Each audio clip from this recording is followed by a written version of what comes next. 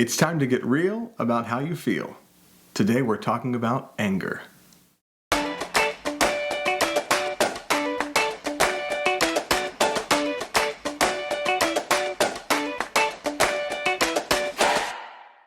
Welcome to the Issues of Life podcast. Today we wanted to start another series diving into emotions. The Bible has a lot to say about emotions, and we're going to start today off talking about anger, because anger is a serious emotion. It's one that permeates everyone's life in some way. It definitely permeates a lot of the attitudes, I think, in our world right now. And so we just want to take a look at it and see what the Bible has to say about anger. Yeah, like Zach said, everyone struggles with anger at some point or another, but some people struggle with it more than others. You know, we talked about personalities on this podcast, and certain personalities struggle with anger more than others. So for some people, that's definitely going to be the case, but it's still something we all need to know about and know how to handle, because if it's not handled properly, it can really be disastrous. Yeah. Do you find yourself to be like an angry person? Do you lean to that way at all? Not really. Now, you know, it's weird to just sit here and say, you know, I'm not an angry person. No, like I said, everyone deals with anger and they deal with it in different ways, but some people are far more prone to it than others. I'm not normally prone to showing a lot of, extreme emotion. At all. Extreme emotion, that is, I'm very good at remaining composed, and that's even true in stressful or situations that might incite anger. Doesn't mean I'm not feeling anger, right? But I'm not normally expressing anger. It takes a lot for me to express anger. Yeah. So that's me. But yeah, I'm a different story completely. When we talked about personalities, and we got to share our own personalities and some of the faults and successes that all of them have. Mine, if you guys remember, happens to be a sanguine melancholy mix. That was one of the tests we took, basically defined me as an emotional person. So I have really high highs, really low lows. I can be a very happy, but also a depressive person at times, and that carries over into other emotions like anger. My whole childhood, through high school, even through college, I've always had a proclivity towards being angry and being a bitter person. And it's something that I've had to work through, something that I've had to go back to friendships and to family relationships and ask for forgiveness and try to work through that, because being a person who's prone to that, often what happens is you kind of pave a way of destruction. It may not be as extreme as some cases, because often anger can result in some pretty intense outcomes, but even in its lowest form, it can be very destructive and hurtful in relationships. So I have faced it my whole life in some way, even to this day. Like, I still struggle with it to some extent, though I think... Yeah, I've grown as the years have passed on. From when I first met you, and then started, the mentorship and all that, there's been such a dramatic change, obviously. And I mean, despite the violent outburst at the beginning of one of our episodes recently, it's yes, right. That's not his normal tendency. No. So he's a great example of someone who recognized that anger was something he was prone to, and found out how to deal with it.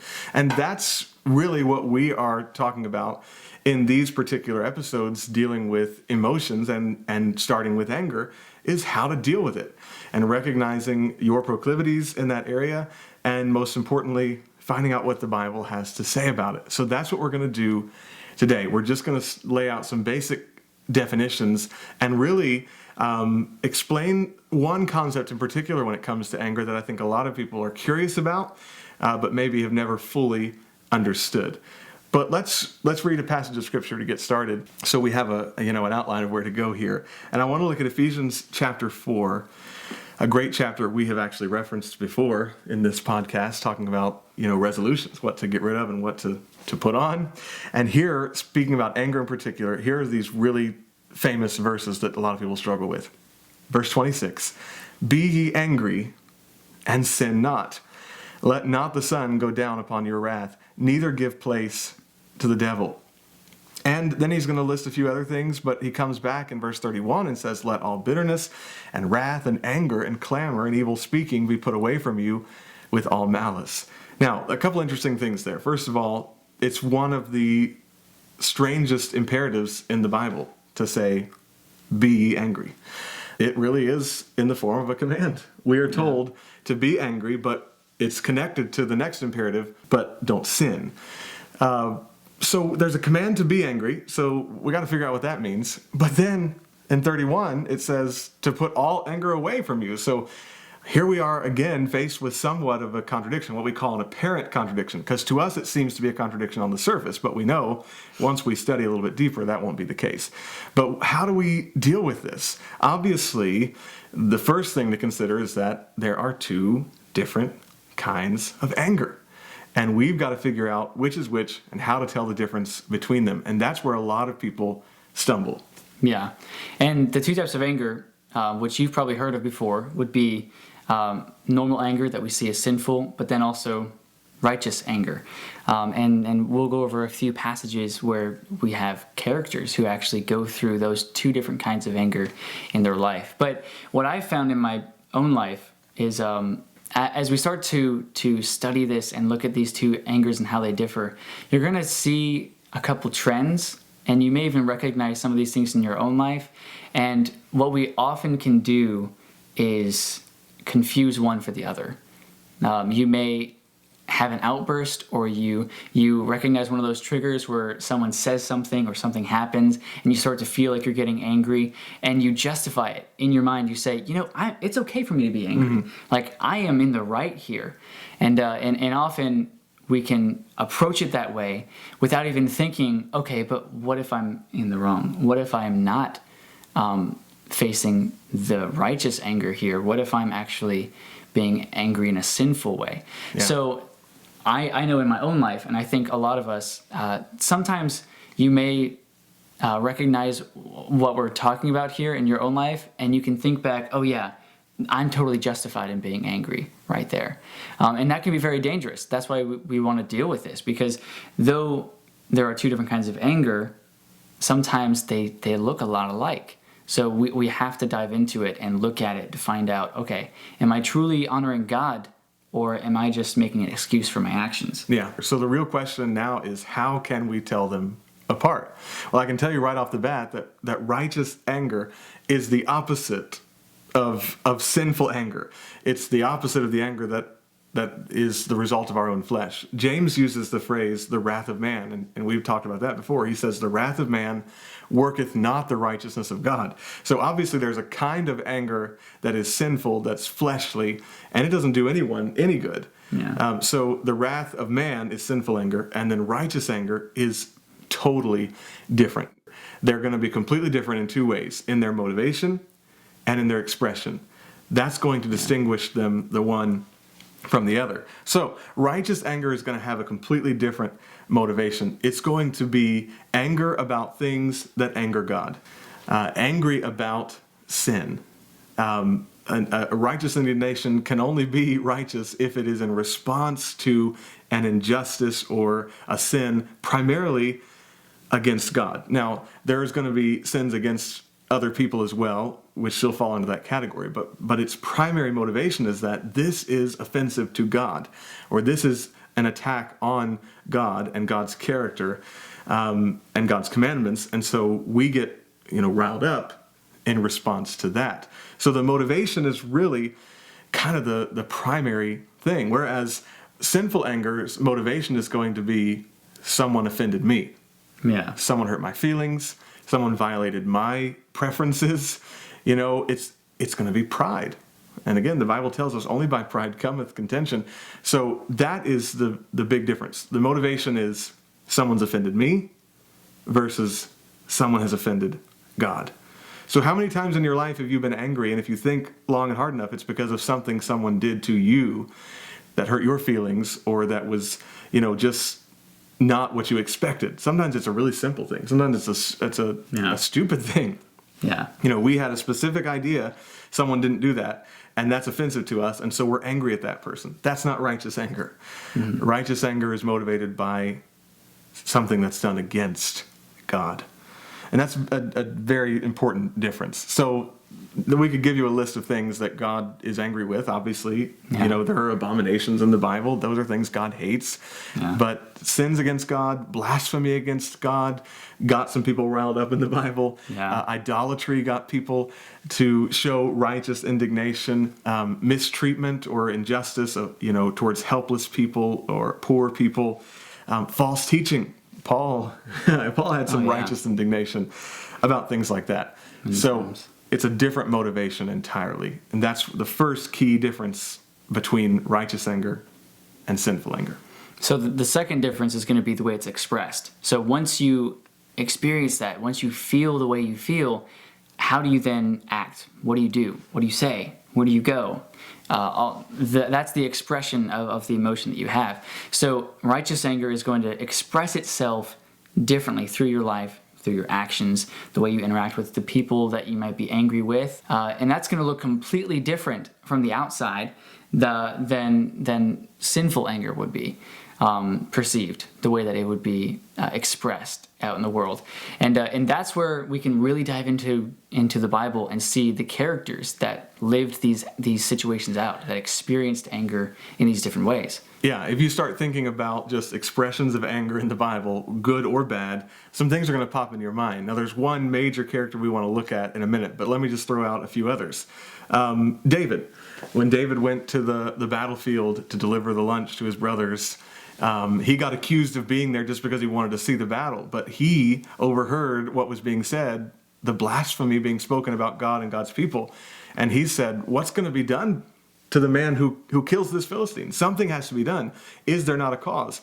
That was righteous indignation because God's name was being blasphemed. Then you can think of Paul. Paul had some righteous indignation. Paul had, for instance, a confrontation with Peter when Peter was being a hypocrite and not eating with the Gentiles when the Jews came into town. And so Paul, had to deal with that. That was a righteous indignation. Peter is a great example of thinking about anger. And Peter, in anger, chopped off Malchus's ear when Christ was being arrested. Yeah. And he probably thought, like you talked about the confusion of righteous anger and sinful anger, Peter probably thought his was righteous indignation. I'm defending Jesus. Yeah. But in reality, he was being disobedient for one thing, but he also had his eyes set on his own design of what Christ should and shouldn't do. He didn't think he should die. He didn't understand why he would. And so that was not a righteous indignation. But I think what we really want to get to here is Moses. Because when you think about anger, rather, see, it's so closely related. Yeah, we interchange them. Now, when you think about anger, you think about Moses. So what were some of Moses' expressions of anger that we can recall? Well, even from the beginning, he's in Egypt, right? And he had been found by the princess, and so he became part of the royal family. And then he grows up, and he sees his people, the same nationality. They're serving the Egyptians. They're being beaten and kicked and mistreated left and right. And he got angry over that. And you could even say that he was angry for a good cause. It was righteous indignation. My people are being persecuted. But then how did he express it? He went and he murdered a guy. Yeah. He smashed his head with a rock and then buried the body. Yeah. That's obviously not a good expression of anger. That wasn't the right way for him to respond in that situation. Yeah. And then you've got other stories. Like when he hit the rock. He's always hitting things. Yeah. And using rocks to do it. So one time he hits the rock because he's supposed to, and water comes from the rock, and that's a miracle. The second time he's only supposed to speak to the rock, but in anger with the people because they're nagging him, he strikes the rock. And that's the strike, pun intended, that results in his not being able to pass over into the promised land with the people. So that was not righteous anger, even though the motivation seemed like they could have been righteous anger. Yeah. They were not expressed properly, proving that they were not righteously motivated, fits of anger. Same thing at the bottom of the mountain, where he came down with the 10 Commandments. Yes. For the first time. Now this is righteous anger, though. Yeah. So he came down, he saw that the nation was caught up in sin and idolatry. They were worshiping a golden calf that they had made. And he came down the mountain holding the 10 Commandments that God had given to them. He had carved himself. And he was so built up and angered by it that he smashed them on the ground. And then he melted the calf and made them Drink it. Yeah. That was an extreme punishment, but that was righteous anger because that was idolatry. And by the way, God was going to go even further in his discipline of the people. Yeah. But Moses interceded for them, which I think is a very good evidence that this was righteous anger. There needed to be the sin needed to be dealt with. It was an attack on God's character, but then he wanted it dealt with in the sense of, the people learning a lesson, not in their being annihilated. Destroyed. Yeah. And I think that's a key difference. How you express the anger is so very important. Obviously, if we go back to the text where we started, we can wrap it up really nicely. It says, "Be ye angry and sin not." So feeling the anger when it's righteously motivated is fine, but anger can become sinful when it's not properly expressed. Even in the text, I think there's some clue that the idea is dealing with problems with the people in the church, with brothers and sisters in Christ. It says, "Let not the sun go down upon your wrath." So again, it needs to actually be dealt with, not just held in. Yeah. And that's important, but also not giving place to the devil. So deal with things. Don't let the devil have the space to cause the trouble, but resolve the issue, and don't resort to violence and don't resort to lashing out and physically hurting other people. Yeah. But it does need to be dealt with. I think it's interesting, the idea of not letting the sun go down upon your wrath. Don't go to bed angry is how we say that to people nowadays. But we think of wrong expressions of anger, we might just think of lashing out, but it's also the wrong expression of anger to keep it in and not actually deal with the issue, because that's going to result in a more violent outburst at a later date. And that's what I struggled with. Yeah. Because I internalize everything. Yes. So when I got angry, I would just hold everything in. I wouldn't say anything. I'd cut myself off for a while. And what that did is it festered bitterness. I kept on going to bed angry. I kept on holding on to it. I never dealt with the problem until eventually I just exploded. Yeah. So we're going to dive into that even deeper next week. We're going to talk about how to deal with your anger, and then beyond that, we're going to talk about what happens if you don't, which is what we just kind of demonstrated. But we're going to go to the Bible and see, and even this passage gives us a clue about what happens if you don't deal with your anger properly. Hey, but to sum it all up, there's a difference between righteous anger and sinful anger. It has a different motivation. It has a different expression. So hopefully you can take some of these principles, evaluate your own life, and see, hey, am I expressing the good kind of anger or the bad kind of anger? And how can I make sure that I'm dealing with it properly? Thanks for watching the video. That's all the time we've got for today. If you've been helped by this, share it with others, and don't forget to like, comment, and subscribe.